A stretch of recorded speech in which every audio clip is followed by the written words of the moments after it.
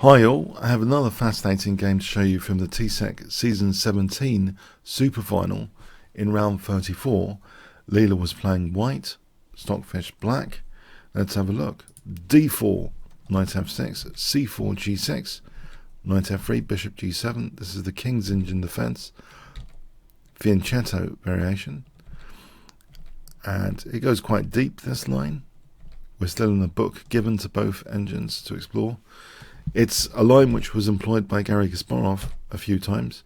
So after queen b6, which puts pressure on b2 and d4, it's a tempting move now to try and exploit this and to try and maybe embarrass this c8 bishop in this structure. It's a well-known pawn sacrifice, and it starts with c5. So it's undermining Black's little pawn chain here. Let me draw your attention to this quotation. This was by Siebert Tarash. He said, "All lines of play which lead to the imprisonment of the bishop are on principle to be condemned." That's funny, because a lot of the AlphaZero wins, which is the predecessor to the Leela project, it seems the neural networks are especially good at condemning bishops. Now this line actually lends itself quite well to blocking in this bishop. We see one of the perks here of this temporary pawn sack is after d takes e5, this knight going back, e6 is now played. Now here, by the way, at this point, this is the end of the book given to both. So we have this move e6, another kind of pawn sack. So white got the pawn back there, but is sacking immediately now. This pawn, not to give black, that e5 square. The immediate threat, if given another move, is e7, sort of trapping this rook. So black takes, and now we have knight g5, and now knight e5 is played. The thing is, here, white can actually occupy the e5 square with a pawn and hem in this bishop, kind of lock it in. If black played e5, you might ask, well, this has downsides. It keeps that diagonal open, and it has its own negatives. For example, this kind of scenario is winning the exchange anyway, and it's rather dangerous. This queen c4, it's a rather dangerous position. So black played knight e5, and we have this move f4, knight f7, and you'll note that now after knight takes, black inserts check, but we see the resulting pawn chain, and all lines of play which lead to the imprisonment of the bishop are to be condemned. Now he was talking about I think a variation in Roy Lopez. I don't think it was this particular variation, but it probably applies to other openings. The queen's bishop is often suffering in a lot of queen's pawn openings. It is one of the issues sometimes that the player with black must somehow resolve, to somehow liberate this bishop. Now here it is kind of locked in its own pawn chain, and you can see that, okay, black's got an extra 2 pawns over here. It's a 4-2 actually, but these are doubled, which will slow down the mobility of these pawns. Potentially, if they can be used to create pass pawns later, they'll be winning in endgames. But before the endgames, the gods have given the middle game, as they say. So is this bishop really a terrible, is it in a terrible prison here or not? Stockfish played rook d7 in this position. This has occurred in high level over the board chess before. A very notable game is with knight c7, as in Alexei Shirov against Garry Kasparov. So Shirov actually had a good game here, and he went on to draw actually. I'll quickly flick through the moves. You can see that H pawn was dissolved in this particular game example, Shirov against Kasparov. I think Shirov, his results against Kasparov weren't the greatest. I think they're of the similar style, but so Kasparov kind of, I get the impression, relished playing Shirov. Very, very exciting games. But this particular one ended in eventually a draw. Okay, here it was just agreed drawn. There's enough for black here to draw. So anyway, Stockfish in this game played rook d7, not knight c7. And we have queen f3, knight c7. At least black has that d5 square to put a knight into to improve the position. We have now knight e4.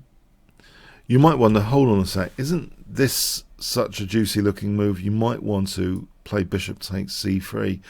Well, it doesn't really bode that well here. This kind of position is quite pleasant for white. Yeah, there's issues for black here on the queen side with this fianchettoed bishop and the pressure here. This is better for white quite significantly. So okay, knight c7, just trying to get knight to d5.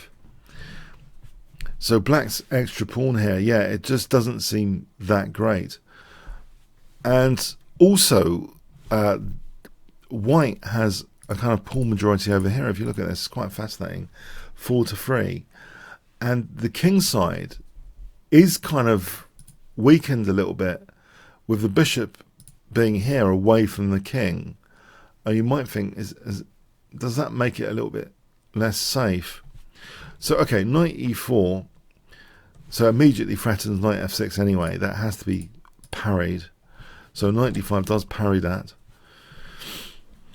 And we have rook b1, king h8. Now there is a pin in this position. It's not that advantageous to try and exploit that.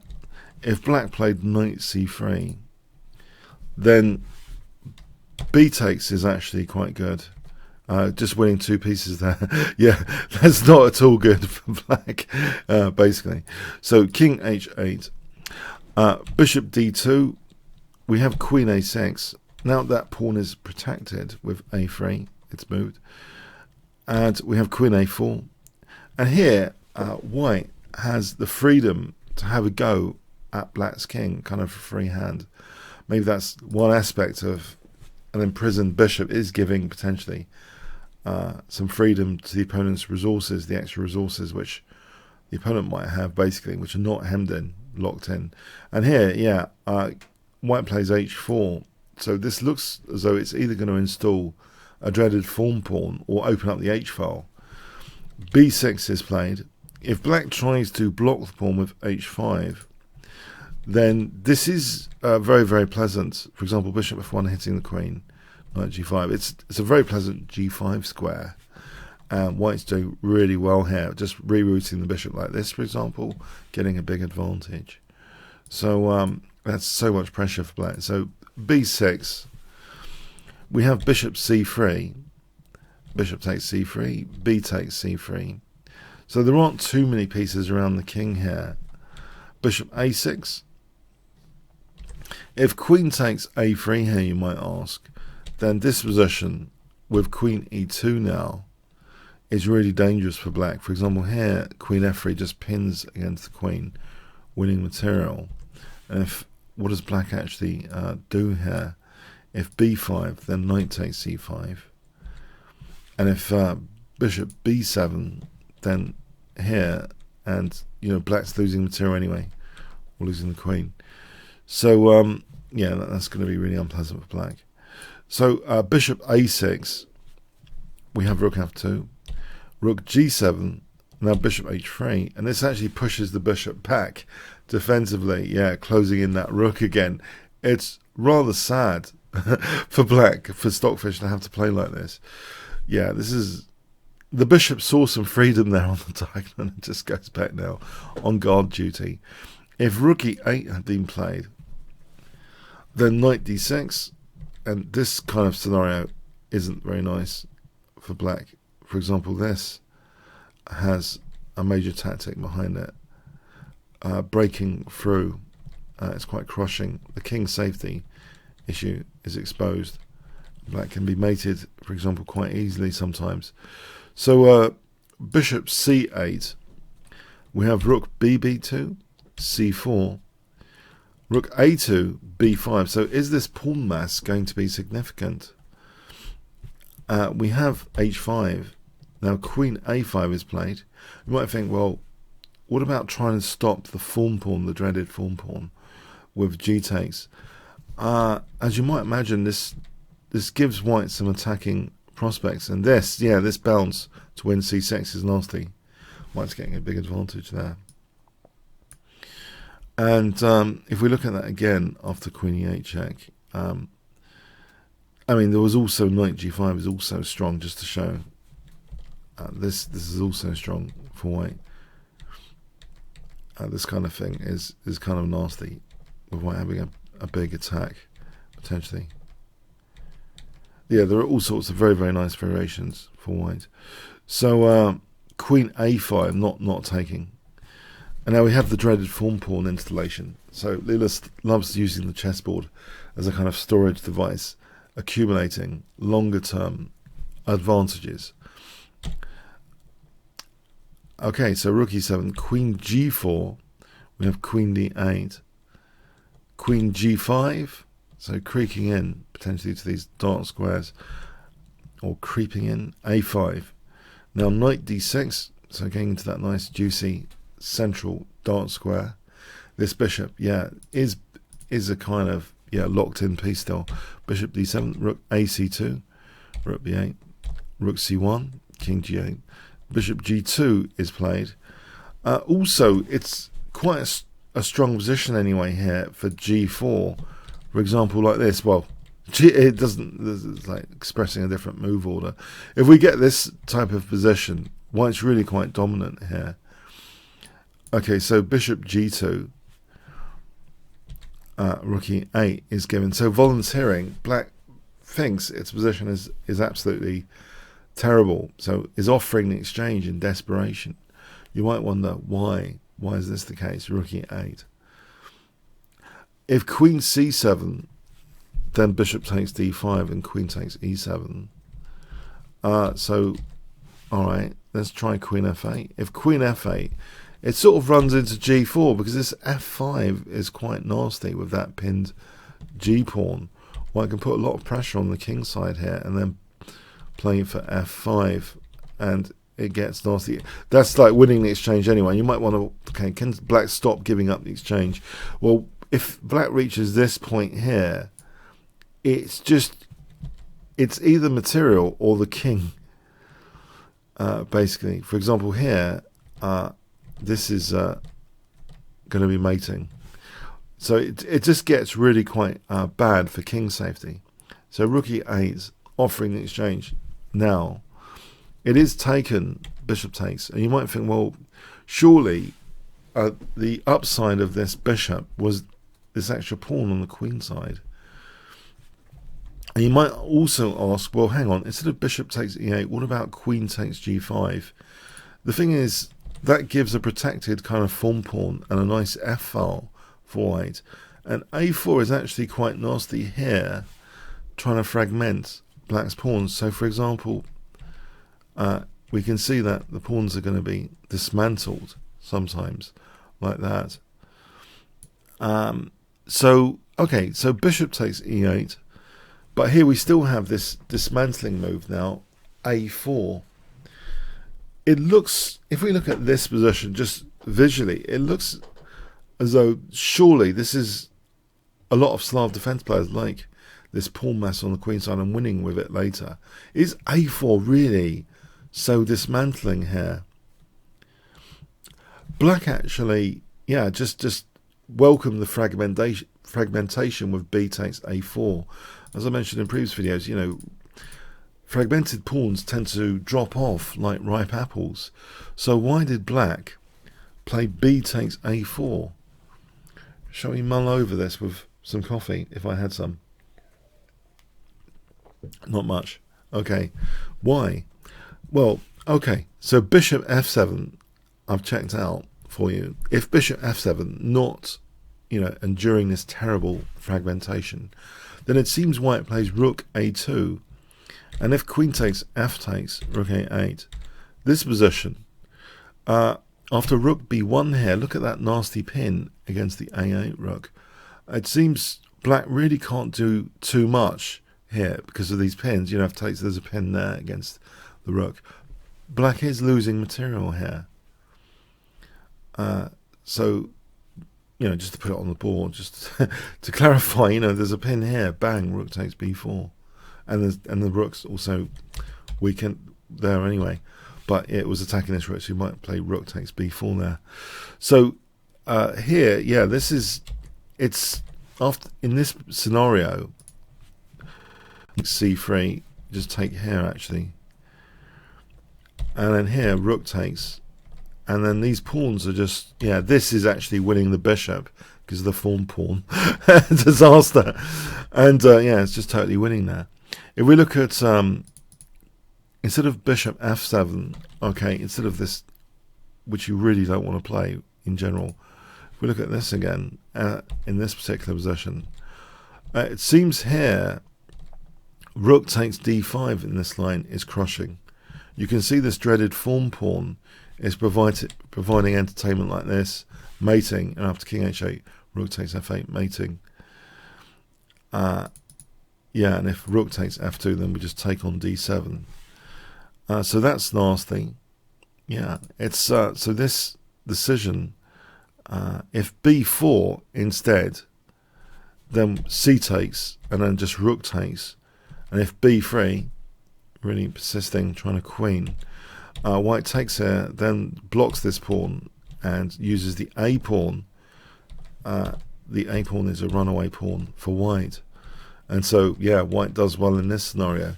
So all these scenarios just don't work out well. So poor Stockfish is having to fragment its pawns in a horrendous way.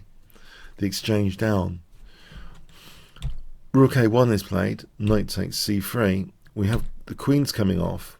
And white is doing very well because the compensation for the exchange is rapidly evaporating after this, to stop the combined pressure on g2. It looks like an exchange up position for not much compensation, except, okay, the form pawn has been removed, but it looks like a technique now position. And both engines have good table-based access as well if needed. So this rook is munching that pawn, so leaving just a raw exchange up for white. The rest is pretty much technique, actually. So let's have a quick flick through the moves here. It's just technique, basically. There comes a point, a little bit of a dramatic point coming up with g4. This is the point at move 84, g4. Creates maybe a dark square route in for the king, or white getting that crucial e4 square. If bishop takes g4, white can poke into e4, and this is just going to be a technique job. For example, the rook and the king eventually, or this pawn, work together. So g4 here, we have hg, king g3. So the king's got a route on the dark squares. Black took with this here, and the king's got that route in on the dark squares. So black is basically losing quite clearly now. And here, that's it, adjudicated now as a win for white. So it seems Siegbert Tarrasch knew quite well this way back in time, that openings which lead to the imprisonment of a bishop are on principle to be condemned. Here we have an opening which kind of features this pawn sacrifice by white, and it does seem to torture the c8 bishop in particular. It didn't really have too much excitement and career prospects in that structure from the opening. So it's the neural networks in particular seem exceptionally good at blocking in opponents' bishops and celebrating that and dynamically, sacrificing pawns. But this opening variation encourages that dynamic pawn sacrifice anyway. And we saw the reverse game where Stockfish had it sort of as though it was winning from very early on. So it also won the game with white. So both engines really love this variation, it seems, from the white perspective. So one of the major issues, that c8 bishop, is reflected in both games, really. Okay, so I hope you got something from it and a reinforcement of the Tarrasch quotation, which I think is a nice general principle. If you would like to play me in a turnstile game, check out kingscrusher.tv or bit.ly/chessworld. If you register there, I'll be able to invite you for a game soon after. There's a suave chat forum at kingscrusher.tv/discord. You can suggest games, etc. My playlist, bit.ly/Leela chess or bit.ly/Stockfish chess. Check them out. Or bit.ly/Magnus Carlsen chess. Okay. Comments, questions, likes, shares appreciated. Thanks very much.